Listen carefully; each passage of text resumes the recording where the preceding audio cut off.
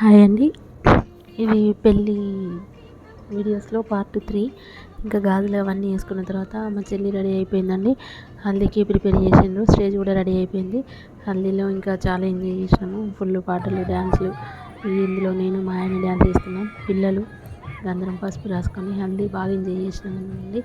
ఇంకా హల్దీ అయిపోయిన తర్వాత నెక్స్ట్ మా వాళ్ళందరూ మళ్ళీ పెళ్లి కూతురు చేస్తారు కదా, చీరలు తెచ్చిన వాళ్ళందరూ ఇంట్లోనే చీరలు పెడుతుండే. ఆ లోపల కూరలు కూడా పట్టేసారు. ఇంకా ఇంకా పెళ్లి పని అయిపోయిన తర్వాత వీటి తర్వాత ఇంకా మెహందీ వేసుకోవడం నైట్ అంతా. ఇంకా మళ్ళీ మార్నింగ్కి చీర సెట్ చేసుకోవడం. అసలు పెళ్ళిలో చీర సెట్ చేసుకొని వేసుకోవడానికి పెద్ద టాస్కే ఉంటుంది. ఇంకా మా చెల్లి వాళ్ళందరూ కూర్చొని మార్నింగ్కి చీర సెట్ చేసి పెట్టుకుంటే పొద్దున్న టైం కలిసేసాను. మాకు ఏంటంటే ముహూర్తము 8:17 ఉంది అన్నట్టు. అంటే అబ్బాయికి బలము ఆ టైం వరకే ఉంది.